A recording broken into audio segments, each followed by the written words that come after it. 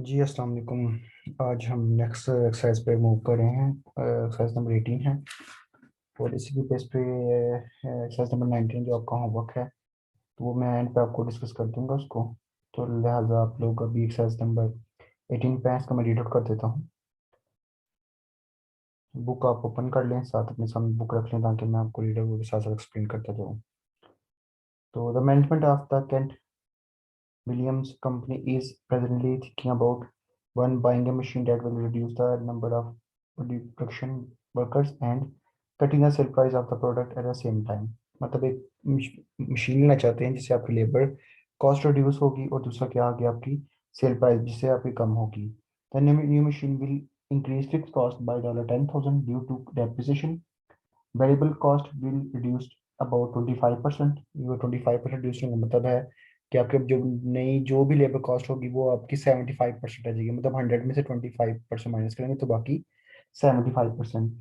और इस तरह ही क्या कहता है, due to reduction of the date workers and the sale price will be reduce by 10%। Sale price आपकी रिड्यूस होकर 10% रिड्यूस हो जाएगी। उसका मतलब हमारी सेल प्राइस 90% आ जाएगी। 100 में से 10 माइनस किया 90%, आपकी लेबर कॉस्ट जहाँ भी होगी वो 75% रह जाएगी। अब नेक्स्ट, अब before this changing were under consideration the company had experience the following cost and price. ये चेंज से पहले उसके पास डाटा है, अभी चेंज इंप्लीमेंट होगा तो नई इंप्लीमेंटेशन होगी। फर्स्ट है sale price per unit $100, variable cost per unit 60, total fix cost 30,000। अब फर्स्ट रिक्वायरमेंट है हमारे पास based on the original data जो मैं अभी मैंने पढ़ा है। The break even point in the units, number of units. First requirement का ये पार्ट और दूसरे पॉइंट है इसका, the profit if company operates the 900 unit volume. तो यहाँ पे हम लोग फर्स्ट रिक्वायरमेंट उसकी देखते हैं। फर्स्ट रिक्वायरमेंट हमसे हमसे ब्रेक इवन पॉइंट यूनिट्स मांगा है, दूसरा प्रॉफिट हमसे डिमांड किया है। तो ब्रेक इवन पॉइंट यूनिट्स के लिए हमारे पास सबसे पहले fix cost divide by contribution margin per unit. तो मैंने नीचे कंट्रीब्यूशन मार्जिन पर यूनिट निकाल दिया कि हमारे पास सेल प्राइस पर यूनिट थे 100 और 60 हमारे पास वेरी प्लस पर यूनिट है, तो उससे हमने 40 हम लोगों ने निकाल लिया कंट्रीब्यूशन मार्जिन पर यूनिट। तो हमारे पास कॉस्ट है 30,000, उसको डिवाइड कर देंगे 40,000 पे तो हमारे पास कॉस्ट पर यूनिट आ जाएगी। तो कॉस्ट पर यूनिट देखें तो हम कैलकुलेटर पे मैं इसको कैलकुलेट करता हूँ साथ ही।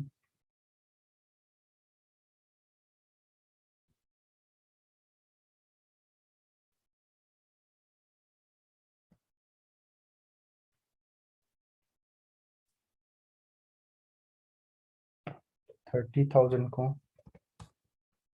अगर हम डिवाइड करें 40 पे तो 75 हमारे पास 750 हमारे पास यूनिट्स आ जाएंगे। तो ये 750 हमारे पास यूनिट्स आ गए। ये फर्स्ट रिक्वायरमेंट की हमारी ए पार्ट हो गया। अब बी पार्ट के प्रॉफिट निकालें। तो प्रॉफिट के लिए हमें क्या करेंगे, sales minus fix cost plus variable cost. तो मैंने सेल्स की मदद से मतलब 100 सेल्स प्राइस थे मल्टीप्लाई किया 900 से, जो उसने बताया है यूनिट्स, तो 9,000 आ गई। और ऐसा ही हमने वेरिएबल कॉस्ट किया 60 को मल्टीप्लाई किया 900 के साथ, तो 59 हमारे पास वेरिएबल कॉस्ट आ गई। और फिक्स कॉस्ट हमारी 30,000 रहेगी। तो मैं इसको इम्प्लीमेंट करता हूँ, इसको डॉलर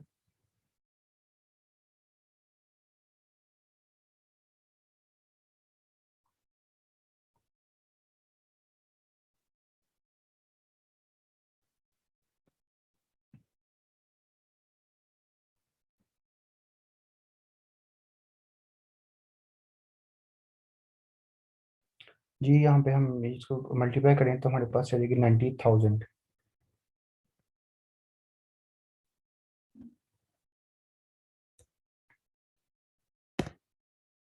और हमारी लेबर कॉस्ट इंक्रीज, सॉरी जो वेरिएबल कॉस्ट होगी इंक्रीज होगी 54,000 से हो जाएगी। तब इसको हम वैल्यूज को पुट करते हैं।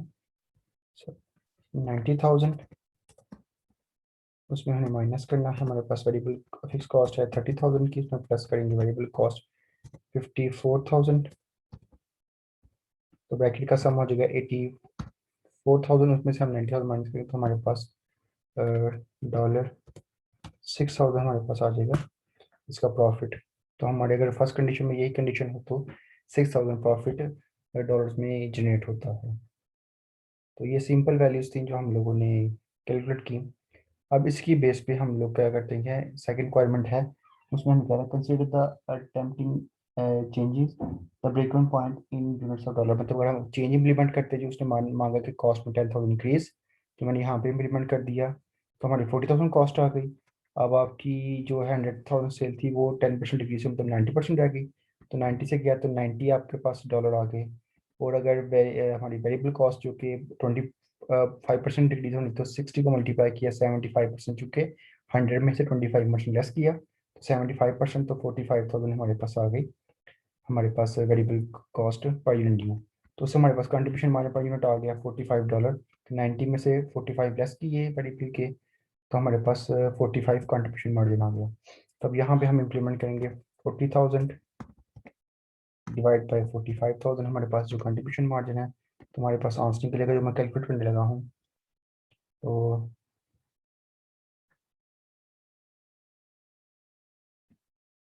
40,000 डिवाइड बाई 45, तो ये 8.8 आ रहा है, जिसको हम राउंड ऑफ करके भी कर सकते हैं। तो ये 889 कर लेते हैं हम लोग इसको, राउंडिंग से बचाने के लिए।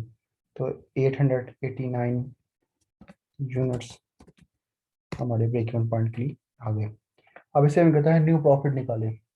न्यू प्रॉफिट इस तरह, न्यू प्रॉफिट हम निकालेंगे तो हमारा उसके लिए हमारे पास सेल्स चेंज होंगी, तो सेल्स हमारे पास 81,000 की हो गई, और हमारे पास वेरिएबल जो कॉस्ट है वो भी चेंज हो जाएगी, वो हमारी 40,500 की हो गई।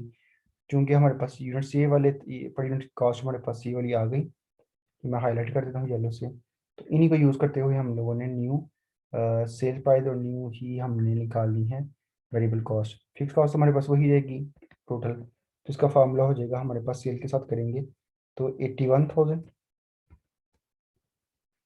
उसमें माइनस करना है, हमने फिक्स कॉस्ट हमारी 40,000 की है, और माइनस करेंगे हमारे पास फिक्स कॉस्ट जो है, वैसे वेरिएबल कॉस्ट जो है वो 40,500 की आ गई।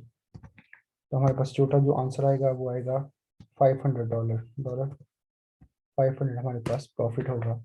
तो लिहाजा हमें अगर ये इम्प्लीमेंट करें ये बिजनेस, तो हमें इसका फ़ायदा नहीं है बल्कि ज़्यादा ड्रॉबैक ही है, क्योंकि पहले तो हमें 6,000 अर्न हो रहा है, अब ये अगर हम इम्प्लीमेंट करते हैं तो हमें $500 का ही प्रॉफिट होगा। इन केस अब नेक्स्ट रिक्वायरमेंट में हमें कह रहा है कि इन केस अगर वो आपके जो यूनिट्स हैं वॉल्यूम वो 900 से इंक्रीज करके 1,000 कर दे, तो इसका मतलब हमारी सेल्स भी बढ़ जाएगी और हमारी वेरिएबल कॉस्ट भी बढ़ जाएगी। तो हमने दोनों वेरिएबल कॉस्ट और फिक्स वेरिएबल कॉस्ट और सारी सेल्स को हमने कैलकुलेट किया, तो 90,000 की हमारे पास हो जाएगी सेल्स, और हमारी जो वेरिएबल कॉस्ट है वो हो जाएगी 45,000 की। तो इसको यूज़ करते हुए देखते हैं क्या हमारे प्रॉफिट वाकई इंक्रीज होता है कि नहीं होता।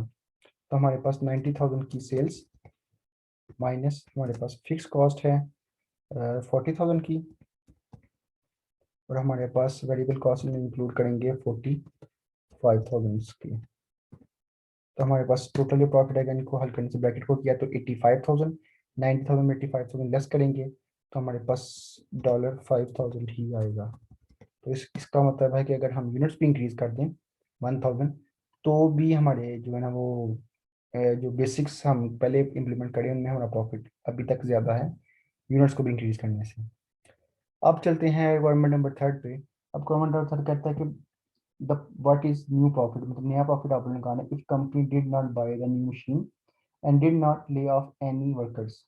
ना वो नई मशीन ला रही हो, नहीं मतलब ना वो लेबर निकाल, इसका मतलब है आपकी वेरिएबल कॉस्ट जो है वो पर यूनिट वही रहेगी, but reduce the price by $10 and increase volume to 950 units, मतलब यूनिट्स बढ़ा दे जा रहे हैं और यूनिट्स के साथ साथ आपकी जो पर यूनिट सेल्स है वो भी इंक्रीज हो रही है। तो अब उसके बाद मतलब पर यूनिट सेल ऐसा डिक्रीज हो रही है, तो सेल्स हमारे पास अगर 10% डिक्रीज होती है तो हमारी 90 बनेगी, ये मैंने 90 निकाल लिया कि 100 मल्टीप्लाई बाई 90 डिवाइड बाई 100, तो $90 हमारे पास पर यूनिट सेल्स आ गई। अब 90 को हमने 950 से मल्टीप्लाई किया, जो हमने यूनिट्स रिक्वायर्ड हैं, तो हमारे पास 85,500 हमारे पास आ जाएगी सेल्स। अब ऐसे ही वेरिएबल कॉस्ट भी चूँकि 60 पर यूनिट है, तो यूनिट्स इंक्रीज हो रहे हैं, तो उस यूनिट को इंक्रीज करके हम जो वैल्यू बनेगी वो हमारे पास बनेगी $57,000। तो हमारी जो फिक्स कॉस्ट है वही रहेगी जो कि बेसिक्स की 30,000 थी, तो यहाँ से हम अब निकालेंगे प्रॉफिट। सेल्स अगर हमारी 85,500 की हो, उसमें हमें लेस करना है फिक्स कॉस्ट और वेरिएबल कॉस्ट को। तो फिक्स कॉस्ट हमारी 30,000 की है जो कि बेसिक्स की, इसमें प्लस कर देंगे 57,000 हमारे पास वेरिएबल कॉस्ट। ठीक है, जो वेरिएबल कॉस्ट हम इसे इंप्लीमेंट करके लाएंगे तो हमारे पास क्या होगा, हमारे पास नेगेटिव रिजल्ट आएगा इसका। वो हमारे पास आ रहा है माइनस, क्योंकि ब्रैकेट का कैसे 57,000 में 85,000 है तो हमारे पास $1,500 जो है वो लॉस में आ रहा है। तो मतलब इसका मतलब हमारे पास नेगेटिव वैल्यू आ रही है लॉस की, ये ब्रैकेट में रेड में शो हो गई ऑटोमेटिकली। तो इससे क्या होता है, अगर हम यूनिट्स यहाँ पे per unit sale price decrease करने से अगर हम यूनिट्स इंक्रीज भी करें तो भी हमें फ़ायदा कोई नहीं, हमें नुकसान ही है। नेट रिजल्ट हमें कुछ भी पॉजिटिव नहीं मिल रहा। तो हम क्या करेंगे, हमें बेसिक पॉलिसी पे देखेंगे। अगर इन केस अगर हमसे वो रिकमेंडेशन मांगते हैं तो हम इन प्रोजेक्ट को रिजेक्ट करेंगे, सेकंड रिक्वायरमेंट के प्रोजेक्ट को, थर्ड रिक्वायरमेंट के प्रोजेक्ट को हम बेसिक्स जो है वहीं पे रहेंगे। अब इसी तरह आप लोगों ने क्वेश्चन नंबर 19 है वो करना है वैसे, उसमें आप लोगों के पास जो वैल्यूज़ हैं एवरेज डेली रिबर्समेंट मतलब उनकी सेल्स हैं और एवरेज डेली वेरिएबल कॉस्ट, ये आप लोगों के पास वेरिएबल कॉस्ट है और नीचे उसने एनुअल फिक्स कॉस्ट दे दी $1 लाख, सॉरी $1 मिलियन की। तो आपसे वो रिक्वायरमेंट कर रहा है, जिस चीज़ के बारे में रिक्वायरमेंट करा आप लोगों ने कंप्लीट करनी है कि कौन कौन सी कंपोजिशन वो मांग रहा है। सब कंपोजिशन मतलब है सबको मिलाकर आप लोगों ने चलना है। तो उसमें सबको प्लस करके आप लोगों ने सेल्स निकालनी है, मतलब रेवेन्यू निकाल लेना है, सबको प्लस करके आपने वेरिएबल कॉस्ट निकाल लेनी है। फिक्स कॉस्ट आपके पास गिवन है तो उस अकॉर्डिंग आप लोगों ने क्वेश्चन करना है। तो आज का टॉपिक यहीं तक है और इसमें आप लोग क्वेश्चन नंबर 12 है जो वो आप लोगों को मैं सोल्यूशन करके वो भी सेंड कर देता हूँ। जैसे अभी वीडियो खत्म होती है तो आपको ग्रुप में वीडियो के लिंक के बाद आप लोगों को क्वेश्चन 12 की सॉल्व मिलेगा। अपना ख्याल रखिएगा जी, अल्लाह हाफिज़।